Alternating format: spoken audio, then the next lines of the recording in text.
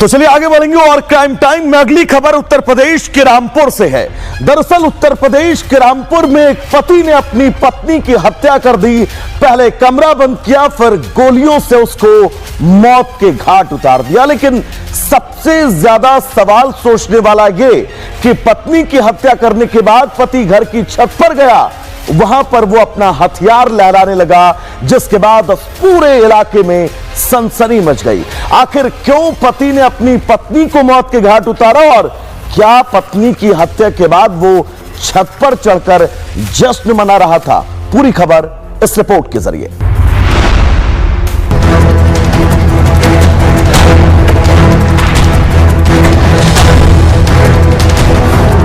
हाथ में पिस्तौल, हत्या की धमकियां।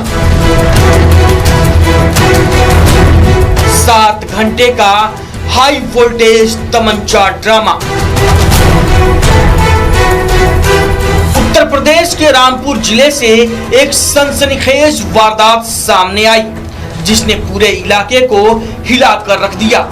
थाना सैफनी क्षेत्र के रायपुर मजरा गांव में एक व्यक्ति ने खुलेआम अपनी पत्नी को गोली मारकर उसकी हत्या कर दी। सुबह सुबह रायपुर गांव के लोग तब दहल उठे जब घर के अंदर से गोलियों की आवाज आई। आवाज के बाद गांव में अफरा तफरी मच गई।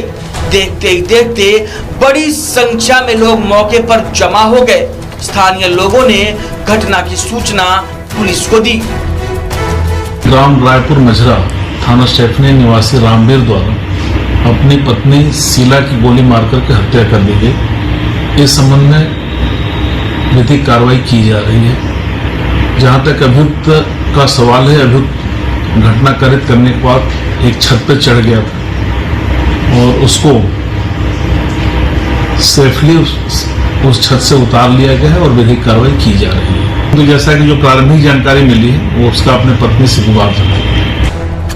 पत्नी की हत्या करने के बाद आरोपी पति खुद छत पर चढ़ गया और हंगामा करने लगा।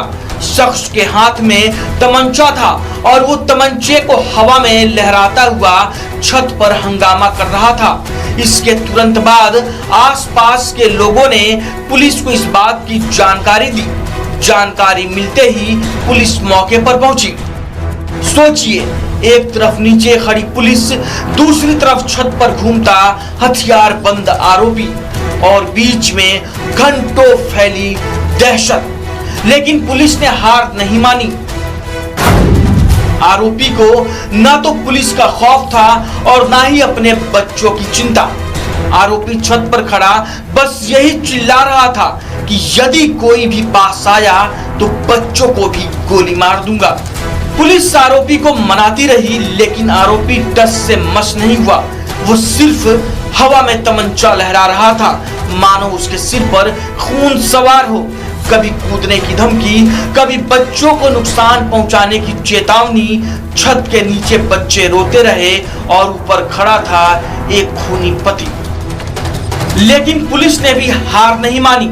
बड़ी मुश्किल से 7 घंटे बाद आरोपी को कंट्रोल करके नीचे उतारा।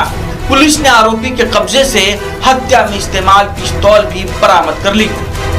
लेकिन बड़ा सवाल यह है कि आखिर पत्नी की हत्या की वजह क्या थी? क्या घरेलू कलह चरम पर पहुंच गई थी?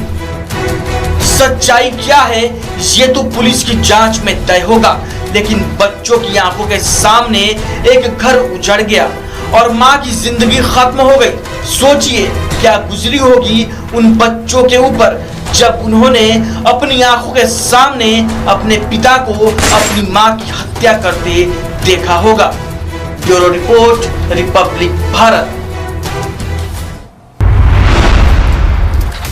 तो चलिए क्राइम टाइम में आगे बढ़ेंगे और बात उत्तर प्रदेश के भदोही की, क्योंकि भदोही से एक सनसनीखेज मामला सामने आया है।